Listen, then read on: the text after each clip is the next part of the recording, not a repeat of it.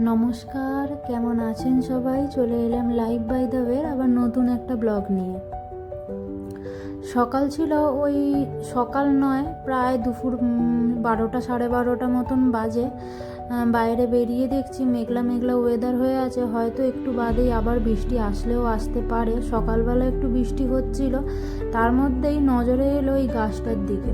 গাছটা বেশ বড় হয়ে গেছে আর সঙ্গে কি সুন্দর কুঁড়িও এসেছে, একটা ফুলও ফুটেছে। দেখতে কি ভালো লাগছে, পুরো ব্যালকনিটা যখন ভরে যাবে আরও ভালো লাগবে। গাছটা অনেকটাই বড় হয়ে গেল।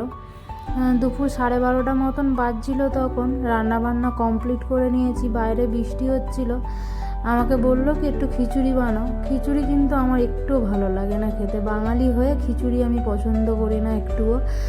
কিন্তু আমি বললাম যে পোলাও আলুর দম করলে কেমন হয়। বললো তাহলে করো, তুমি করতে পারবে? আমি বললাম চেষ্টা করে দেখি, ফার্স্ট টাইম করেছি, কেমন হয়। যাই হোক, চেষ্টা করেছি, মোটামুটি তো ভালোই হয়েছে। সিদ্ধার্থ তো খেয়ে খুব ভালো বলেছে, 100-এ 1000 দিয়েছে আমাকে, জানি না। যাই হোক, আমার মুখেও বেশ ভালো লেগেছে। আলুর দমটাও ঝাল ঝাল ছিল আর মিষ্টি মিষ্টি পোলাও, সঙ্গে একটু চাটনি করেছিলাম আর পাঁপড় ভেজেছিলাম। তো এই দিয়েই দুপুরের মোটামুটি মেনু হয়ে গেছিলো। ছিল দিনটা বৃহস্পতিবার দিন নিরামিষ এমনিও খায় সবাই, আমার বাড়িতেও নিরামিষ খায়। কিন্তু আমার মা বলে অন্য রকম কথা, সে এক অন্য দিন শেয়ার করব, পরে একদিন শেয়ার করব তোমাদের সাথে।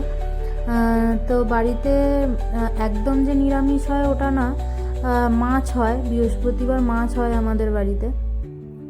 তো বৃহস্পতিবার ভাবলাম যে নিরামিষ খাওয়াই যেতে পারে, তো পোলাও আলুর দম পুরোটাই নিরামিষ বানিয়ে ফেললাম তাড়াতাড়ি, আর চটজলদিও হয়ে গেছিলো। খেতে বসে পড়েছিলাম ওই 1:30 মতন বাজে তখন।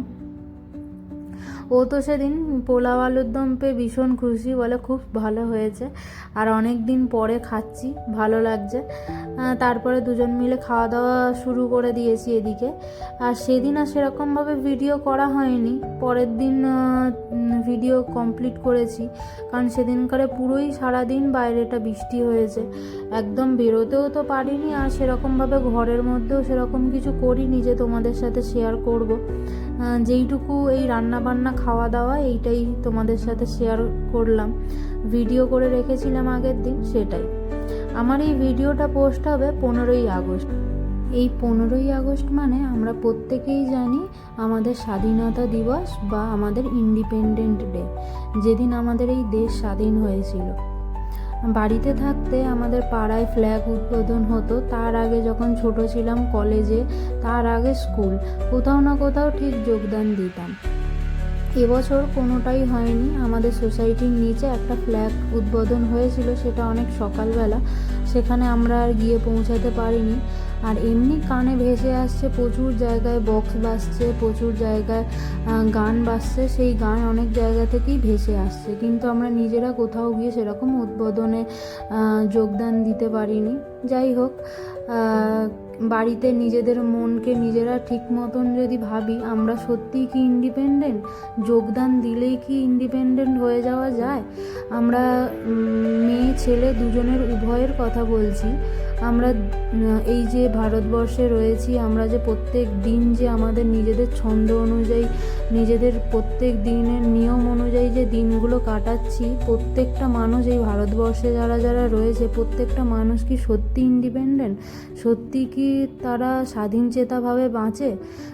শুধু মেয়ে নয়, ছেলে আবার অনেক রকম, শুধু যে মেয়ে ছেলে দুতরফা ওরকমও নয়, আবার অনেক রকমভাবে। এই যে বিভিন্ন হসপিটালে ভুল চিকিৎসার কারণে মানুষ মারা যায়, আরও বিভিন্ন রকম জিনিস, আগে যেসব জিনিস ঘটে গেছে সেইগুলোকে ভেবে মনে হয় সত্যি কি আমরা ইন্ডিপেন্ডেন্ট, সত্যি কি আমরা স্বাধীনতা মানানোর জন্য কি আমরা সত্যি তৈরি, আমাদের দেশে যেগুলো হচ্ছে। তো তার থেকে কিছু কিছু মন খারাপ হয়, কিছু কিছু মনের মধ্যে আসে যে হ্যাঁ, এই কিছুদিন আগে আমাদের দেশে কত কি হয়েছে, আজ প্রায় 1 বছর হতে চললো। এছাড়াও আরও পাতা উল্টালে, বইয়ের পাতা, এই দেশের পিছনের দিকে পাতা উল্টালে অনেক কিছু আমরা দেখতে পাবো, জানি আমরা প্রত্যেকেই, এখন সোশ্যাল মিডিয়ার মাধ্যমে প্রত্যেকে জানে। এই স্বাধীনতা দিবস বা যে কোনো অনুষ্ঠান আমরা এখন বাইরে বেরিয়ে যত না জানতে পারি, বাড়িতে বসে মোবাইলে প্রত্যেকের স্ট্যাটাস, ফেসবুক, ইনস্টাগ্রাম দেখলে সবাই জানতে পারি, তাই না? বৃহস্পতিবার দিন তো আর ভিডিওটা শেষ করতে পারিনি। তারপর শুক্রবার সকালে প্রথমে টিফিন করেছিলাম সকালবেলা একটু স্যান্ডউইচ, একদম হালকা একটা দুটো ডিম সিদ্ধ করে, আর একদম সেরকম কিচ্ছুই দিইনি, একটু সস দিয়ে মেয়োনিজ দিয়ে একদম হালকা করেই ব্রেকফাস্টটা সেরে নিয়েছিলাম। তারপর তাড়াতাড়ি রান্নার দিকে চলে এসেছি। এদিকে লাউর তরকারি করব আর উচ্ছে ভাজবো, ওইদিকে মাছের একটু ঝাল করি, তার সঙ্গে ভাত, ব্যাস এই হচ্ছে আজকের মেনু। তাই ঝটপট লাউটা কাটছি, তার সঙ্গে বাদবাকি সবজিগুলোও কেটে নেবো।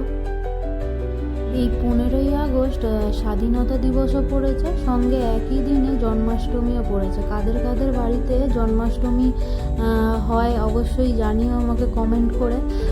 আমার বাড়িতে জন্মাষ্টমী হয় না ঠিকই, কিন্তু আমাদের বাড়িতে, আমার বাপের বাড়িতে গোপাল ঠাকুর আছে, খুব ছোট্ট একটি গোপাল ঠাকুর রয়েছে।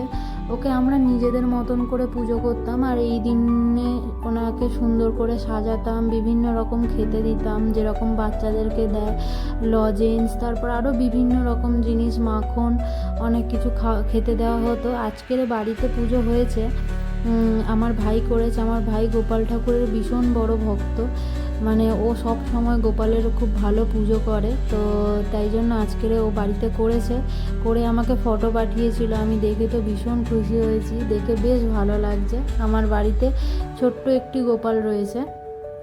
আর শ্বশুর বাড়িতে গোপাল ঠাকুর নেই, কিন্তু অন্যান্য আরও অনেক রকম ঠাকুর রয়েছে। গণেশ পুজো হয় আমার শ্বশুর বাড়িতে, আরও অনেক রকম পুজো হয়, কিন্তু আমি তো কোনোটাতেই সেই রকমভাবে সামিল হতে পারি না।